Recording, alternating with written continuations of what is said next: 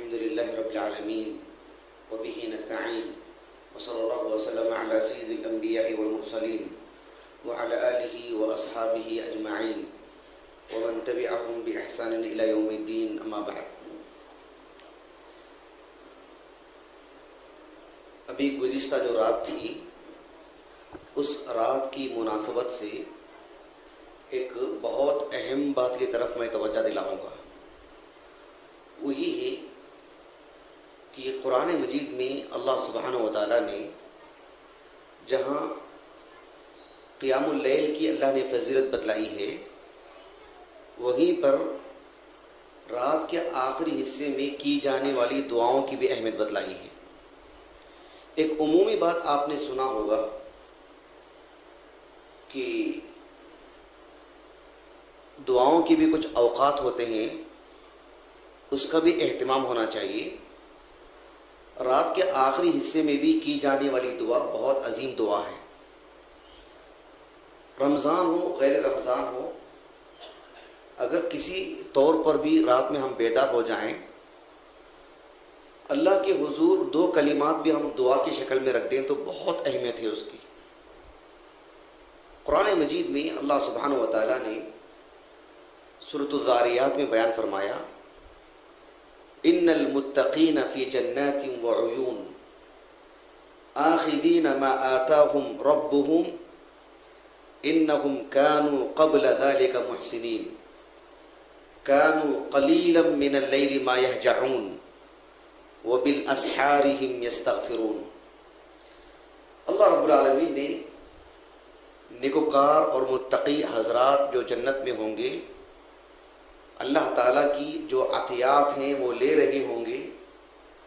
اللہ سبحانہ و تعالیٰ نے فرمایا کہ ان کا عمل کیا تھا. دو عمل اللہ نے یہاں پر بتلائے. ایک کانوا قلیلا من اللیل ما یہجعون. الہجوع کہتے ہیں عربی زبان میں رات جاگنے کو، یعنی یہ رات جاگنے سے مراد صرف شب بیداری نہیں، بلکہ رات کا ایک حصہ یہ پوری رات سوتے نہیں تھے اہل ایمان. رات کا ایک حصہ پڑھنے میں، رات کا ایک حصہ عبادت میں، مختلف چیزوں میں لگاتے، اور پھر وبالاسحار هم یستغفرون. سو کر اٹھنے کے بعد رات کا جو آخری حصہ ہوتا تھا اس میں اللہ سے دعا بھی کر لیتے تھے. رات کے آخری حصے کی دعا بہت عظیم دعا ہے. اللہ سبحانہ و تعالیٰ نے ایک مقام پر بیان فرمایا سورۃ الفرقان میں، وعباد الرحمن الذین یمشون علی الارض ہونا واذا خاطبهم الجاہلون قالوا سلاما والذین یبیتون لربهم سجدا وقیاما والذین یقولون ربنا اصرف عنا عذاب جہنم ان عذابها کان غراما انہا ساءت مستقرا ومقاما. سورۃ الفرقان کی آخری آیتیں ہیں. ان آیات میں بھی اللہ رب العالمین نے اللہ سبحانہ و تعالیٰ کے نیک بندوں کا دو عمل ایک ساتھ بتلایا ہے کہ رات میں یہ جہاں عبادت کرتے ہیں نماز کی شکل میں، وہیں پر خصوصیت کے ساتھ رات میں دعا بھی کرتے ہیں، کیونکہ رات کے آخری حصے کی دعا بہت معنی رکھتی ہے. اللہ سبحانہ و تعالیٰ نے سورۃ الزمر کی بالکل آغاز میں بیان فرمایا، امن هو قانت آناء اللیل ساجدا وقائما یحذر الآخرہ ویرجو رحمت ربہ. اللہ رب العالمین نے کافروں کے مقابل ایک مومن کی جو رات ہوتی ہے کافر کے مقابلے میں، اس کی رات کا ذکر بیان فرمایا کہ وہ رات میں اللہ سبحانہ و تعالیٰ کی عبادت کرتا ہے اور ایک وقت نکال کر، اور پھر خصوصیت کے ساتھ اللہ سے دعا بھی کرتا ہے. سورۃ السجدہ میں دیکھیے اللہ نے کیا فرمایا، انما یؤمن بآیاتنا الذین اذا ذکروا بها خروا سجدا وسبحوا بحمد ربهم وهم لا يستكبرون تتجافى جنوبهم عن المضاجع يدعون ربهم خوفا وطمعا. کہ اہل ایمان بستروں پر زیادہ وقت لگاتے نہیں ہیں راتوں میں، یعنی ابتدائے رات سے لے کر کے انتہائی رات تک سونے ہی میں لگاتے ہوں، یہ اہل ایمان کا شیوا نہیں ہے، کبھی بھی رمضان ہو کہ غیر رمضان ہو۔ اور ایک حصہ وہ دعا میں بھی لگاتے ہیں، لمبی چوڑی دعائیں نہیں، 2 کلمات ہی صحیح۔ رات کے آخری حصے میں اللہ سے دعا کرنا، اپنی دین کے لیے، دنیا کے لیے، اپنے بچوں کی بھلائی کے لیے، اپنے گھر کی حفاظت کے لیے، اپنے ایمان کی ترقی کے لیے، مستقبل کی سرخروئی کے لیے، جنت کے حصول کے لیے، عبادتوں میں لذت آنے کے لیے، حافظہ مضبوط ہونے کے لیے رات کی دعا بہت معنی رکھتی ہیں۔ اس تعلق سے قرآن مجید کی کئی آیاتیں ہیں۔ ایک حدیث آتی ہے صحیح مسلم کی، امام مسلم رحمہ اللہ نے اپنے صحیح مسلم کی کتاب صلاۃ المسافرین میں یہ حدیث لائے ہیں۔ ابو سلمہ ابن عبد الرحمن ابن عوف رحمہ اللہ کہتے ہیں کہ ابو ہریرہ رضی اللہ عنہ نے کہا کہ آپ علیہ الصلاۃ والسلام نے فرمایا، ینزل ربنا تبارک وتعالی فی کل لیلۃ الی السماء الدنیا حتی یبقى ثلث اللیل الآخر۔ آپ علیہ الصلوۃ والسلام نے کہا کہ ہمارا پروردگار، ہمارا رب رات کے آخری حصے میں ہر رات نازل ہوتا ہے آسمان دنیا پر، جب بالکل آخری حصہ ہوتا ہے، اور اللہ سبحانہ وتعالی خود کہتا ہے، من یدعونی فاستجب لکم، کون ہے جو مجھ سے دعا کرنے والا ہے؟ اللہ سبحانہ وتعالی ہماری بیداری سے پہلے ہمیں دعوت دے رہا ہے، من یدعونی فاستجب لکم، کون ہے جو مجھ سے دعا کرے گا کہ میں اس کی دعا کو قبول کروں؟ من یسألونی فاعطیہ، کون مجھ سے سوال کرے گا کہ میں اس کی جھولی بھر دوں؟ من یستغفرنی فاغفر لہ، کون مجھ سے استغفار کرے گا کہ میں اس کی مغفرت کر دوں؟ اللہ سبحانہ وتعالی نے سورۃ آل عمران میں بیان فرمایا، والمستغفرین بالاسحار، اہل ایمان وہ ہوتے ہیں جو بالکل آخری وقت میں اللہ سے استغفار کر لیتے ہیں، اللہ سے دعا کر لیتے ہیں۔ میں ایک قصہ سنا کر کے اپنی بات ختم کرتا ہوں کہ رات کے آخری حصے کی دعا کتنا معنی رکھتی ہے۔ دیکھو، صحیح بخاری کی ایک حدیث اور بہت مشہور قصہ ہے۔ امام بخاری رحمہ اللہ نے اس حدیث کو اپنی صحیح بخاری کی مختلف کتابوں میں لا کر مختلف مسائل بتلائے ہیں۔ کتاب الوضو میں بھی اس حدیث کو لائے امام بخاری رحمہ اللہ۔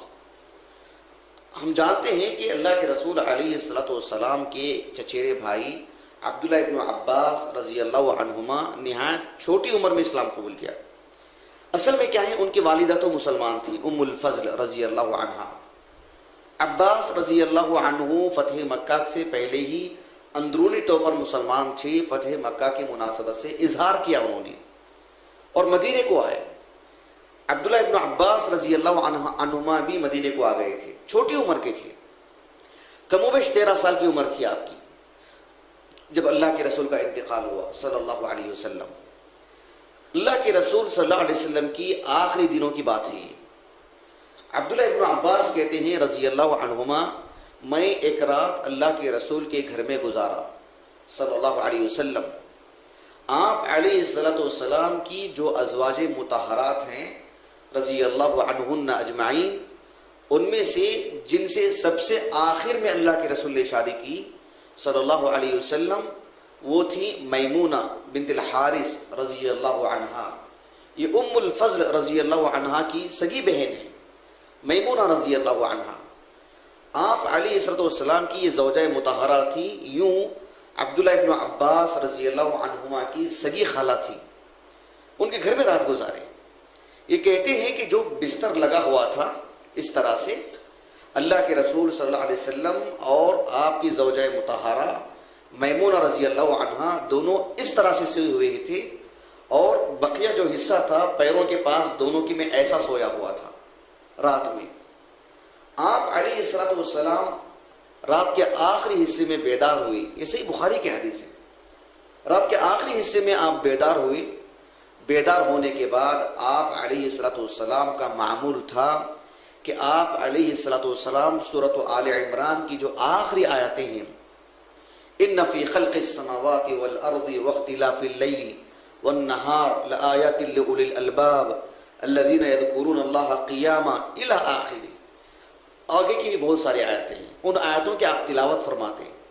اس کے بعد آپ علیہ الصلوۃ والسلام اپنی ضرورت کے لیے جاتے، پھر آ کر کے وضو فرماتے اور پھر اللہ سبحانہ و تعالیٰ کے حضور کھڑے ہو جاتے اور نماز پڑھا کرتے تھے.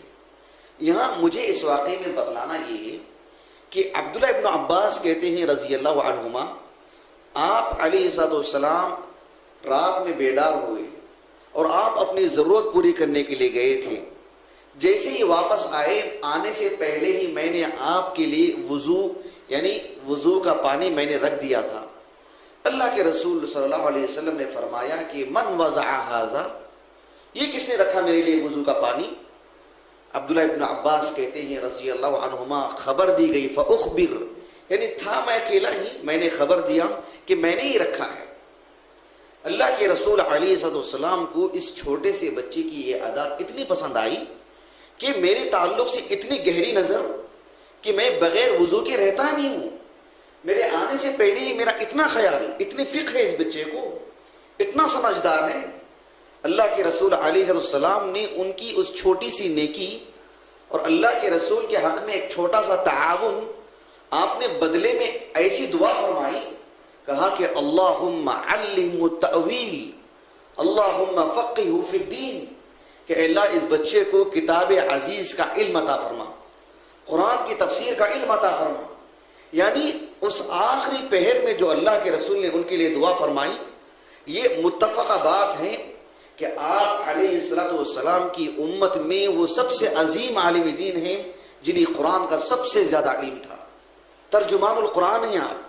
اللہ اکبر. قرآن مجید کی تفسیر سے متعلق ابن عباس سے بڑھ کر کے کسی اور کا نام نہیں آتا ہے. اللہ کے رسول علیہ السلام کا وہ کلمہ جو رات کے آخری حصے میں دعا کی شکل میں نکلا تھا، زندگی کہاں سے کہاں چلی گئی. اللہ اکبر.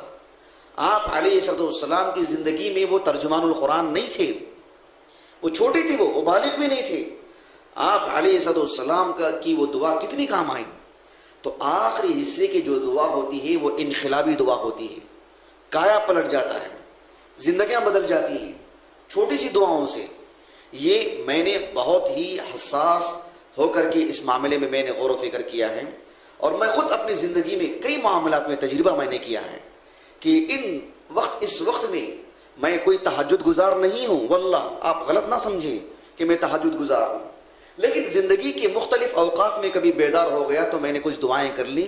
میں نے زندگی میں عجیب محسوس کیا، اللہ نے عظیم نعمتوں سے نوازا. اللہ سبحانہ و تعالیٰ سے علم مانگے، اللہ سے اللہ کی معرفت مانگے، اللہ سے ثبات قدمی میں مانگے، اللہ سبحانہ و تعالیٰ سے جنت کا حصول مانگے. پھر دیکھیے آپ اللہ سبحانہ و تعالیٰ کیسے ہمارا سینہ کھولتا ہے، کیسے اللہ سبحانہ و تعالیٰ ہمارے لیے یہ راہیں آسان کرتا ہے. تو یہ قیام اللیل مستقل ایک عبادت ہے. اس وقت میں آپ بھلے ہی قیام اللیل نہ کریں، میں سال بھر کی بات کر رہا ہوں، رمضان کی نہیں. ہم رات میں کسی وقت میں اٹھ گئے، دو کلمات ہماری زبان سے نکل جائیں شعور سے، پھر دیکھیے ہم جو مانگتے ہیں اللہ کیسے عطا کرتا ہے. کیونکہ اللہ اس وقت ندا دیتا ہے، آواز لگاتا ہے کہ ہے کوئی من یدعونی فاستجیب لہ، کہ کوئی دعا تو کر لے کہ میں اس کی دعا کو اس کا جواب دے دوں، اس کی دعا قبول کر لوں. اس کا ہمیں اہتمام کرنا چاہیے. اللہ سبحانہ و تعالیٰ سے دعا ہے کہ اللہ تعالیٰ ہمیں ان قیمتی اوقات کی قدر کرنے اور اللہ سے مانگنے، اللہ سے لینے کی اللہ تعالیٰ ہمیں توفیق اور سعادت نصیب فرمائے. آمین. سبحانک اللہم و بحمدک، اشہد ان لا الہ الا انت، استغفرک و اتوب الیک.